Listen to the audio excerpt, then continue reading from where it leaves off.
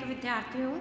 मुझे अभी तक कुछ ज्ञान नहीं है और ये मेरे गुरुजी हैं मनीष जी, उनकी आदेश है कि मैं बोलूँ तो इसलिए बोल रही हूँ और फर्स्ट टाइम बोल रही हूँ। बहुत गलतियाँ करूँगी, पहले ही क्षमा प्रार्थी हूँ। आज मेरा विषय है पाया विचार। जब भी हम कुंडली बनाते हैं या हमें कोई दिखाने आता है तो उसमें सबसे पहला प्रश्न होता है कि किस पाए में बच्चा पैदा हुआ है। पाए 4 प्रकार के होते हैं: सोने का पाया, चांदी का पाया और लोहे का पाया और तांबे का पाया। सोने का पाया मध्यम माना जाता है, चांदी और तांबे के पाए को हम शुभ मानते हैं, लोहे के पाए को अनिष्टकारी माना जाता है। इसको हम 2 प्रकार से निर्धारित करते हैं कि पाया कौन सा है बच्चे को। एक तो जन्म लग्न से चंद्रमा किस भाव में स्थित है, दूसरा जन्म नक्षत्र के आधार पर। जब जन्म लग्न से चंद्रमा पहले, छठे और 11वें भाव में हो तो सोने का पाया कहा जाता है। 2, 5, 9 में अगर चंद्रमा हो तो उसे चांदी का पाया कहा जाता है। 3, 7, 10वें भाव में तांबे का पाया कहा जाता है और 4, 8, 12 में अगर चंद्रमा हो तो उसे लोहपाद की संज्ञा दी जाती है।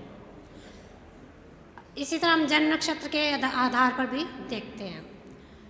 आद्रा से लेकर 10 नक्षत्र, आद्रा, पूर्णवसु, पुष्य, अश्लेषा, पूर्वाषाढ़ा, उत्तराषाढ़ा, ऐसे 10 नक्षत्र जो हैं वो स्वर्णपात की संज्ञा दी जाती है। और उसके बाद विशाखा, अनुराधा, ज्येष्ठा और मूल, ये 4 नक्षत्र लोहपाद की संज्ञा दी जाती है। उसके बाद 7 नक्षत्र वो रजतपात की संज्ञा दी जाती है और रेवती, अश्विनी, भरणी, कृतिका, रोहिणी, ये सब कौन सा लगे ताम्रपात की संज्ञा दी जाती है।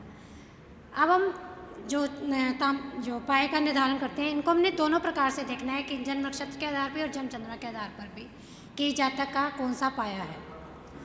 अगर सोने का पाया है तो उसको आसानी से सुख नहीं मिलता, वो मानसिक रोगी होता है, उसको कोई ना कोई रोग जन्म से लगा रहता है, उसकी दवाइयाँ चलती रहती हैं।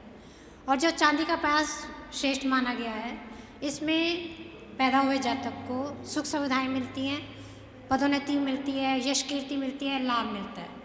और तांबे के माये में भी पैदा हुआ जातक उन्नति करता है और उनको संतान को भी सुख प्राप्त होता है।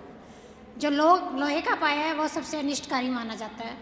जैसे लोहे को पीट कर उसको ढाला जाता है, उसी प्रकार इसमें पैदा हुआ जातक को काफ़ी संघर्ष करना पड़ता है अपनी सफलता पाने के लिए। जो भी उसने लक्ष्य निर्धारित किया होता है वो उसको आसानी से नहीं मिल पाता। इसलिए जो सोने के पाए और लोहे के पाए को उपायों के द्वारा हम कुछ उसका प्रभाव कम कर सकते हैं।